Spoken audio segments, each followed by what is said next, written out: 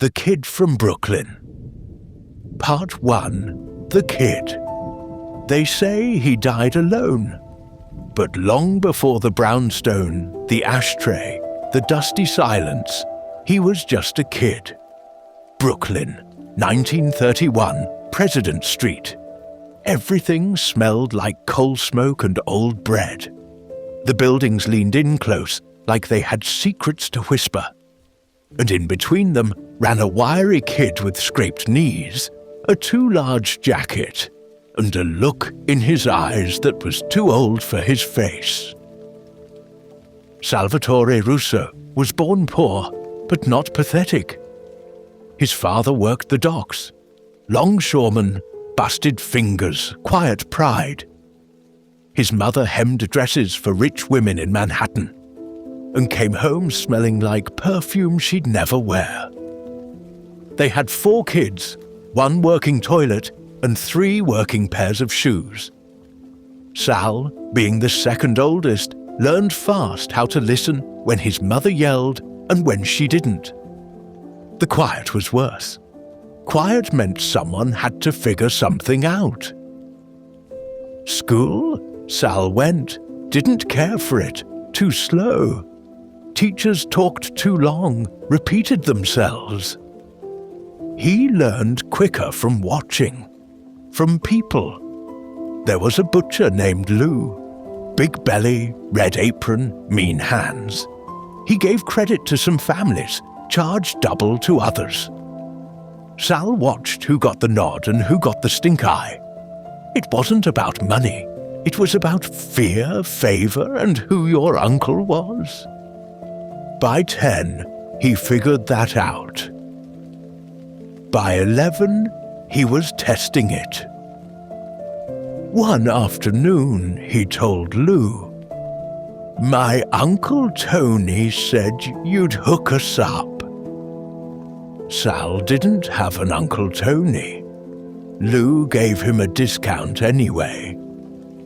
He didn't smile, just nodded and took the wrapped meat home. That's when his brother Mikey started calling him Little Boss. By 13, Sal was running errands for a man named Benny Costa, small-time numbers guy. Benny didn't like kids, but Sal wasn't like the others. He didn't talk much, didn't ask stupid questions.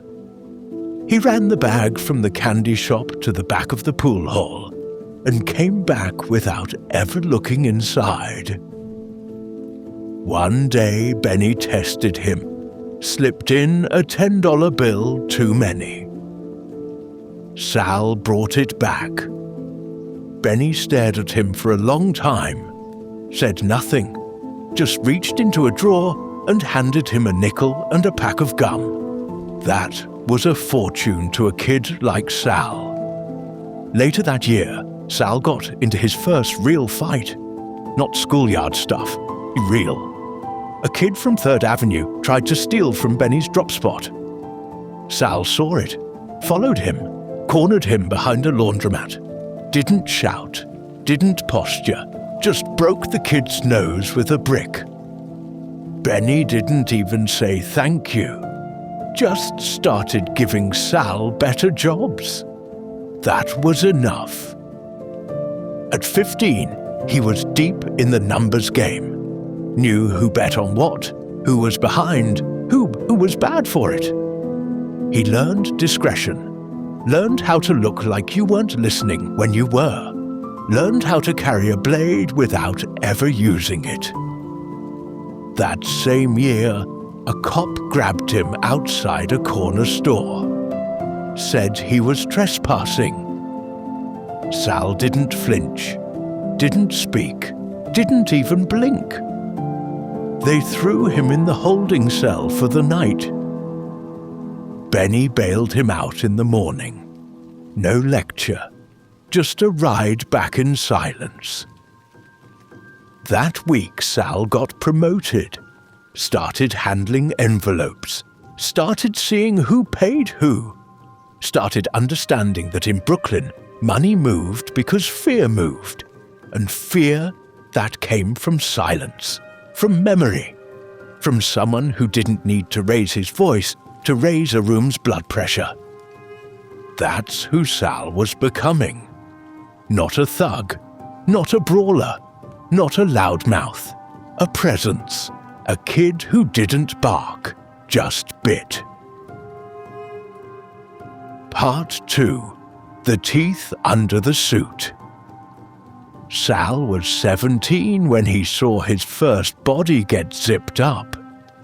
It was Mikey Brix's nephew, Joey.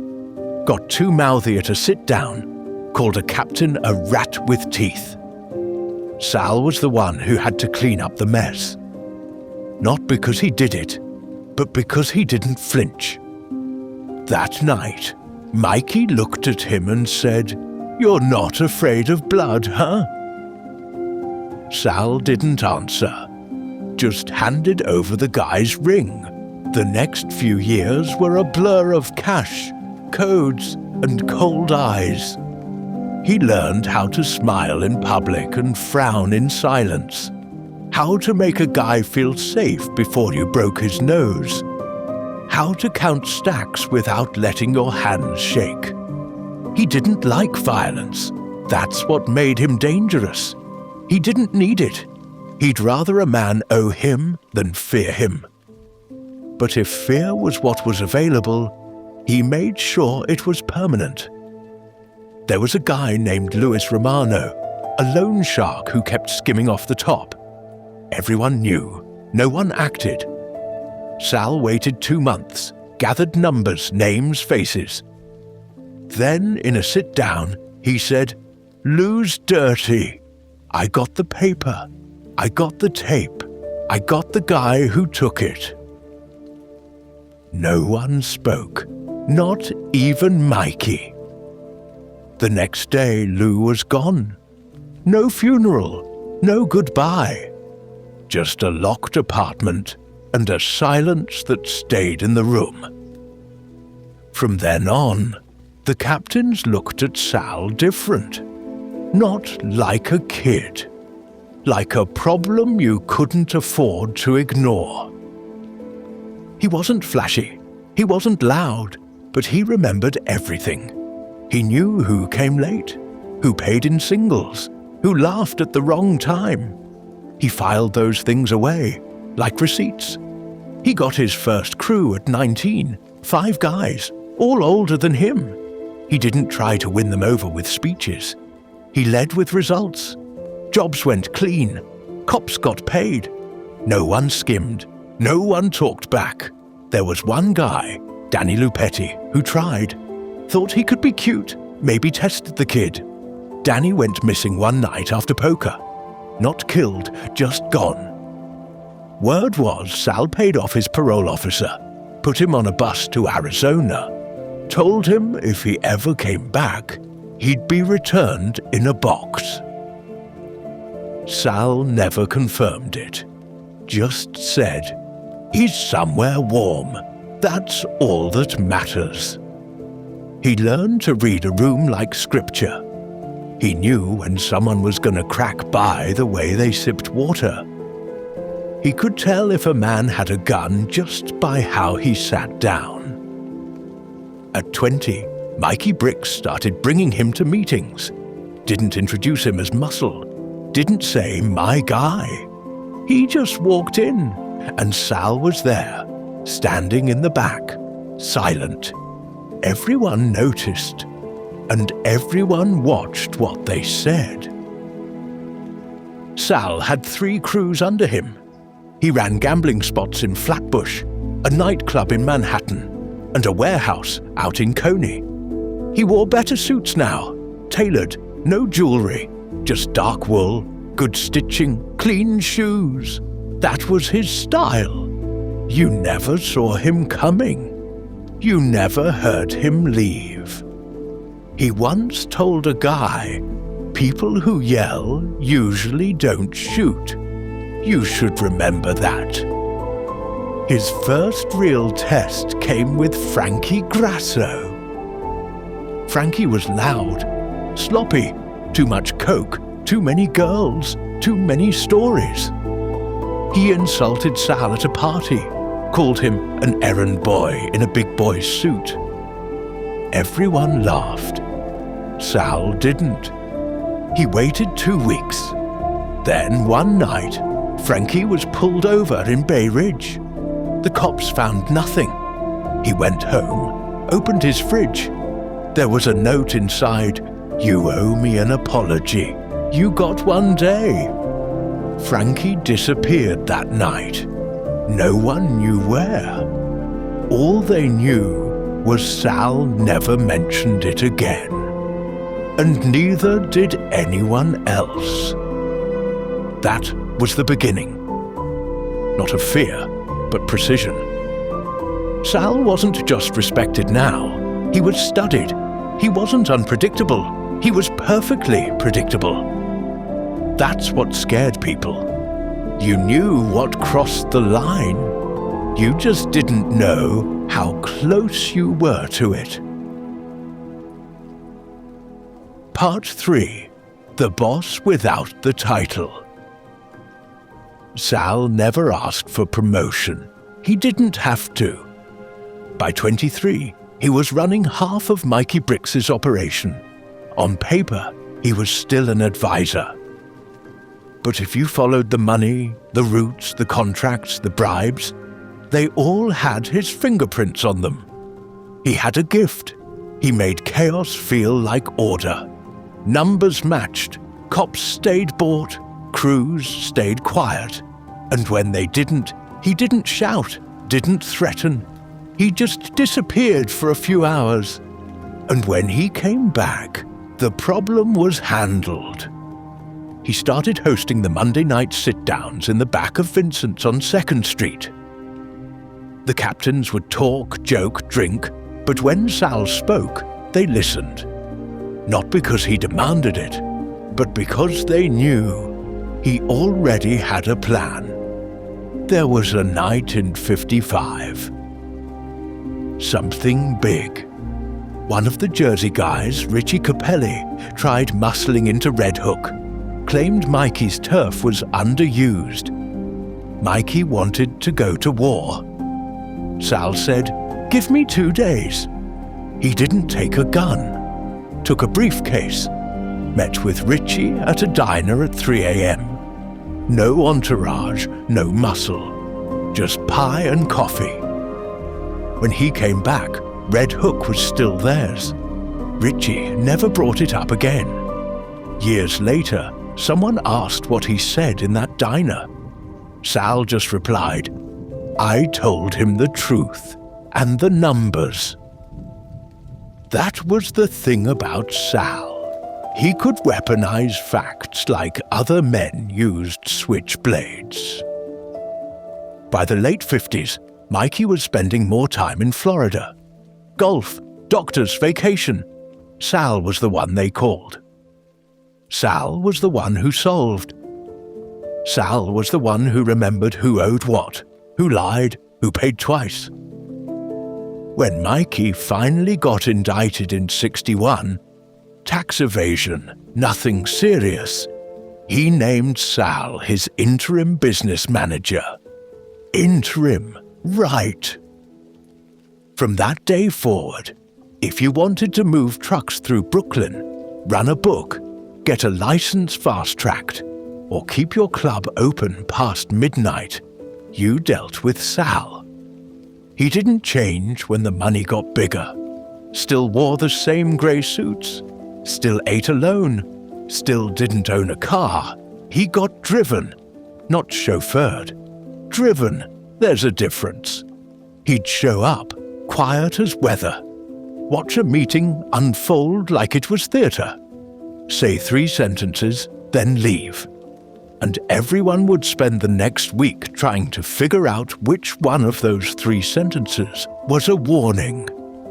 But power, real power, means hard choices. Ones that don't leave a mark on your hands, but sit in your stomach for decades. There was a guy, Paulie G. Sal liked him. Grew up with him. Smart, loyal, good earner, Paulie got sloppy, had a mistress who ran her mouth, the feds flipped her. Mikey wanted to make an example. Sal hesitated, gave Paulie a chance to come clean. Paulie lied to his face. 2 weeks later, Paulie was gone. Sal didn't attend the funeral, just sent flowers. No card. That was the moment people knew. No one was above the code. Not even the ones Sal liked. In private, he felt it. The where, the quiet. He started drinking more. Not heavy, just enough to sleep. But the city was his now. He didn't wear the crown, but he controlled the throne.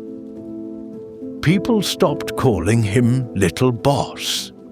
They started calling him Mr. Russo. And behind closed doors, the whispers had already begun. Mikey's old. Sal's the future. Part 4. The Two Graves. The snow that winter fell like it meant something. Thick, slow flakes that refused to melt on contact, as if they wanted to stay and watch. Salvatore Russo stood graveside in Calvary Cemetery, leather gloves soaked through, face still as marble. One casket was for his brother Mikey. The other was for a man named Carlo Mancini, who just happened to die the same week. Mikey's was surrounded by family. Carlo's didn't even get a headstone. Mikey had taken 2 in the chest during a dice game gone sideways in a Bronx bar.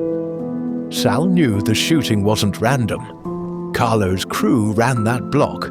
It wasn't sanctioned, it was personal. Mikey had a temper and a tongue. And Sal had enemies who thought grief might soften him. They were wrong. After the burial, Sal didn't go to the repast. He took a silent ride across the river to Arthur Avenue and walked alone into Mancini's storefront headquarters. There was no shouting, no ceremony, just a single shot. Carlo slumped forward over his desk, bleeding into ledgers he'd never balance. Sal walked out without a word. No cleanup, no alibi, just a message carved in silence.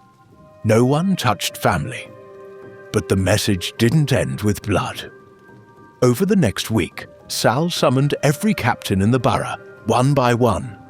No crews, no entourages, just private sit-downs in the back of a shuttered upholstery shop. Each meeting began with the same words. Who are you loyal to, and why? The ones who hesitated didn't get a second question. They were replaced quietly. Some disappeared. Others moved to Miami, Chicago, places where questions didn't follow. By the end of the week, Sal's crew was leaner, quieter, more afraid, and more loyal. That was the moment he started being called boss, though no ceremony crowned him. It was something in the way people paused before speaking, or the silence that fell when he walked into a room. He didn't chase the title. It settled on him like dust on old wood, inevitable, unspoken, heavy. Still, Mikey's death followed him.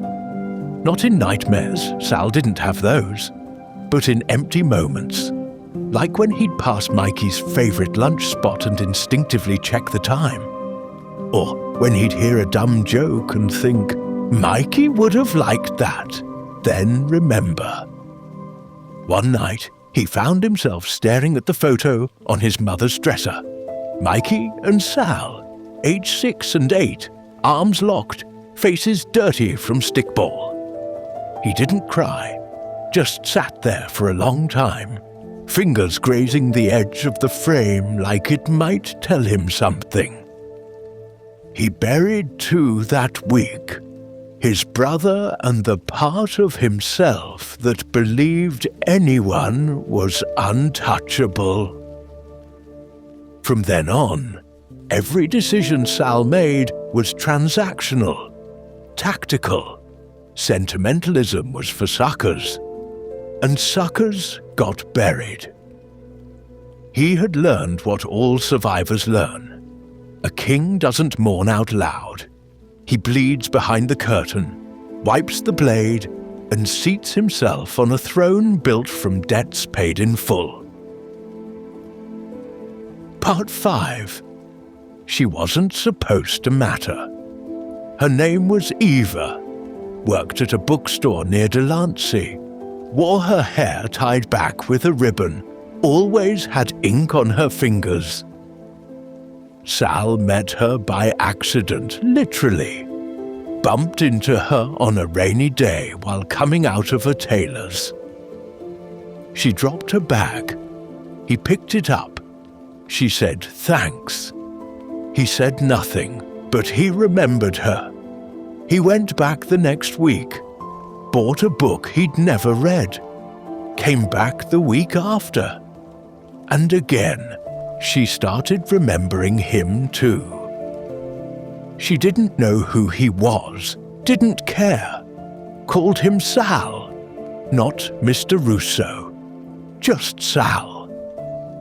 With her, he didn't have to be anything. No soldiers, no whispers, no wait. She liked old movies. He liked her voice when she quoted lines. She hated cigars. He stopped smoking around her, just like that. For the first time, Sal laughed like it didn't cost him something. She talked about leaving the city. He didn't say no. They kept it quiet. A few months turned into half a year. He never took her to clubs, never introduced her to anyone. When they went out, it was to diners, to museums in the afternoon, to places where no one looked twice at a man in a grey coat and a woman with ink on her wrists. She didn't ask questions. Until she did. "What do you do?" He said, "I move things around." She smiled, but the smile didn't reach her eyes. One night, she told him she was pregnant. She was nervous. Sal just nodded, put his hand on hers, told her he'd take care of it. She asked what that meant. He said, "Whatever it has to." That same week, the feds raided one of his clubs. 2 of his guys flipped. The newspapers started printing names. It was a mess. He was being watched, listened to, followed. He made a decision, paid her rent for a year, left cash in an envelope under her pillow, told her to leave town, start fresh, somewhere safe. She cried, asked if he'd come with her. He said, "I can't." She left the next day, left a note behind. Just 5 words, "I would have stayed for you." He never saw her again. He never asked anyone to look, but he kept the receipt from the bookstore in his wallet. The first one still had her handwriting on it. For years after, when things got too quiet, he'd take it out, unfold it, stare at it like it had answers. It never did. Some nights, when the city was asleep and he was alone in his chair, he'd whisper her name just once. Not for forgiveness, not for redemption, just so someone would remember. Part 6. The Accountant's Throne. By the spring of 1972, power in Brooklyn no longer had a face, only a shadow. And that shadow answered to Salvatore Russo. Tony Pirelli's murder had been surgical. 3 shots muffled under the elevated tracks, jewelry untouched, wallet intact. The papers called it a mugging. Insiders called it a reshuffle. At the funeral, Sal wore the same plain charcoal suit he'd worn for 5 years and spoke for exactly 63 seconds. When he stepped away from the coffin, every captain in the circle understood the line of succession. There would be no vote, no war, no questions. In the 14 nights that followed, loose ends vanished. A bagman drowned in his own bathtub. A gossiping mistress moved to Tampa under a new name. 2 overeager lieutenants were found strung up like sides of beef in a locked sausage factory. No signatures, no messages, just mathematics balancing itself in bloodstains. Sal didn't announce a regime, he audited one. He abolished street taxes that bred side hustles, folded the Red Hook docks, truck unions and Fulton Street numbers into a single silent ledger. Judges received bursaries to their alma maters. Aldermen discovered fat brown envelopes inside Sunday hymnals. Headlines dried up. The city felt cleaner because the dirt now travelled through pipes nobody could see. They called him the accountant, not for the books he kept, but for the debts he never forgot.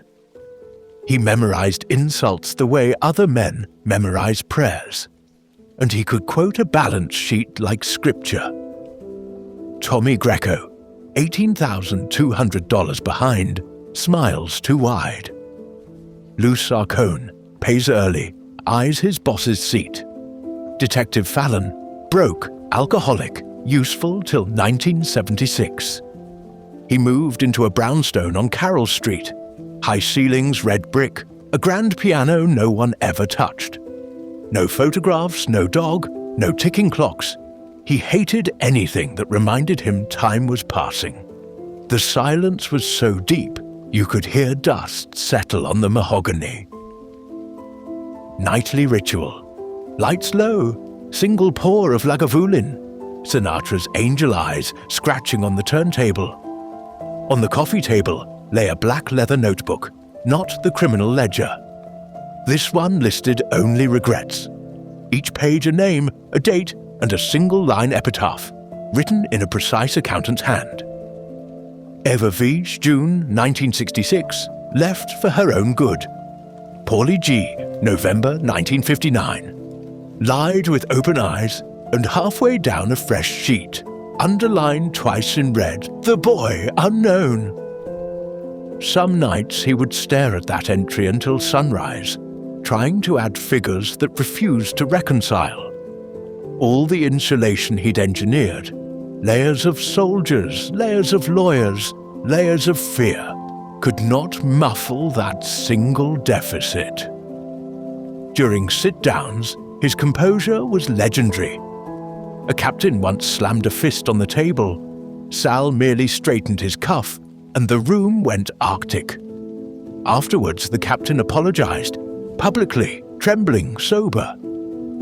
Sal accepted with a nod, then ordered espresso for everyone as though the ice had never formed. People left whispering that being forgiven by Sal felt colder than being condemned. By year's end, the boroughs ran like timetables. Burger stands paid the same day every month. Coca-Cola delivery routes doubled as cash drops. The NYPD's organized crime unit filed 3 separate investigations, each strangled by anonymous donations, relocated witnesses, or detectives whose mortgages vanished overnight. And yet the king of this clockwork empire slept maybe 3 hours a night, listening for ghosts in the radiator pipes. Power had given him everything except the one thing it could never provide. A voice on the other end of the telephone that wasn't paid to be there. One evening, his driver, a kid called Jimmy Mancuso dared to ask, "Boss, you ever think about retiring?" Sal looked out the window at the Brooklyn Bridge, glowing like a rib cage in fog, and said without turning his head, "Accountants don't retire, kid. They close the books, or the books close them." Jimmy didn't ask again. Part 7. The Ghost with the Ledger. By the mid-80s, the Mafia soundtrack had changed from clinking glasses to buzzing wires. Phones were tapped, pages tracked. Half the street rats were wearing wires for the feds. Salvatore Russo, now silver-haired and marble-faced, watched it all from behind smoked glass, like an historian observing a dying empire. He had outlived legends, Mikey Bricks, Tony Pirelli, even Richie Capelli, and inherited their ghosts. But no spectre lingered like the one in his own notebook. Every night he opened that black leather ledger, ran a finger down the column of regrets, and stopped on the underlined entry. The boy unknown. It wasn't an entry so much as a wound. The world outside his brownstone had turned neon and noisy. Crack on the corners, Wall Street on cocaine, discos pounding through dawn. But inside the brownstone, nothing moved but dust motes and memory. His soldiers joked that the house was haunted. Sal never laughed. Ghosts, he knew, were real. They were just made of missed chances, not chains. In 1987, an old lieutenant, Frankie D'Angelo, came back from Florida, liver failing, lungs rattling. He asked for 10 minutes of Sal's time. Sal gave him 30. Frankie laid out a rumor. A construction foreman in Queens with brown eyes and a crooked half-smile. Born spring '67. Mother deceased. No father listed. Name, Anthony Varela. Eva's married name. Sal's hand tightened on his glass. He said nothing. Frankie slid a Polaroid across the desk. The kid, no, the man, stood in front of a half-built high-rise, grease on his jeans, calluses on his knuckles. In his eyes, Sal saw his own childhood scowling back at him. No cigars, no suits, just that wary, measuring stare. "Want me to bring him in?" Frankie asked. Sal shook his head. "Some walls stay up, fra." Frankie left the photo on the mahogany and died 6 months later in a hospice no one visited. Sal kept the Polaroid, slipped it between the pages of the ledger opposite Eva's name, like 2 debit entries no prophet could erase. The 90s arrived like a neon hammer. The commission trials gutted the old families. Sal's crews shrank, streamlined, went cash only and code word. He adapted, always staying 4 moves ahead, but the game no longer thrilled him. It felt like shuffling chairs on a ship he knew was taking on water. One snowy night in January 1999, he walked the silent halls of the brownstone, scotch in hand, Sinatra on loop, and whispered to the darkness, "I built a kingdom of silence. For what?" The walls answered with settling timber. On his 68th birthday, he wrote a final line in the ledger beneath the boy.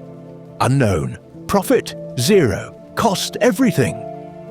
Then he closed the book, locked it in the desk, and never opened it again. But the ghost remained, pacing the halls with him, ticking louder than any clock he refused to own. Part 8. No one left to say his name. The century turned and Brooklyn kept breathing, but Salvatore Russo moved through it like a photograph someone forgot to hang. His hair went paper white, his steps slowed, yet every Monday he still took a silent ride around the borough. Docks, warehouses, the deli that now sold vegan wraps where bookies once scribbled lines. His kingdom, a ghost ship sailing into broadband waters. By 2010, most of his captains were dead, flipped, or senile. The young crews answered to newer gods, cartels, crypto, algorithms. They called Sal Mr. Russo out of ritual, like a church keeps candles for a saint no one remembers. He stopped attending sit-downs, stopped answering the secure line. Some thought he'd slipped, others swore he was planning something. Truth was simpler. He was tired of adding numbers that never balanced. The black ledger stayed locked. The Polaroid of Anthony Varela yellowed between pages like a leaf no season claimed. On a damp April evening in 2023, Sal poured a final finger of Lagavulin, set Sinatra's Angel Eyes on the turntable, and eased into his leather chair. Outside, thunder rolled over the harbor. Inside, the only light came from the television. Reruns of a cooking show no one watched. At 1:14 a.m., his heart failed, quiet as his life's work. The glass tipped, scotch pooled on Persian wool, and the record spun out, its soft crackle, until the needle found silence. He was discovered 3 days later when the mailman complained of a smell. The coroner wrote natural causes. The city clerk, Ms., typed his middle name. No family claimed the body. He was cremated, the urn uncollected, catalogued as unidentified next of kin, case 4523. The brownstone went to auction. A tech entrepreneur bought it sight unseen, flipped it into minimalist luxury. Whitewash brick, smart thermostats, podcast studio where Sal's study once breathed dust. During demolition, a worker found the black notebook. Thinking it a diary, he tossed it in a contractor bag that went straight to landfill. A week later, Anthony Varela, foreman, father of two, drove past the construction site on his lunch break. Traffic light, brief curiosity.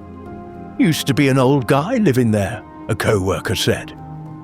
Anthony shrugged, rolled forward, never knowing the echo he left behind those walls. And so it ended. No prayer cards, no headlines, no toasts in dim back rooms. Only unmarked ashes, scattered paperwork, and a city that never slowed. The accountant's final entry balanced itself the way Brooklyn balances every debt, with time, dust, and forgetting. There was, however, one voice left. The vinyl pressing of Angel Eyes resurfaced at a flea market months later. A collector set it spinning, and for 3 scratchy minutes, Salvatore Russo's favorite lament drifted across an aisle of strangers. Soft, lonely, unanswered. But no one there knew the song's last listener, or the empire he once counted in breaths and regrets. The needle lifted, the record stopped. And that was the last time anyone, anywhere, heard the accountant's name.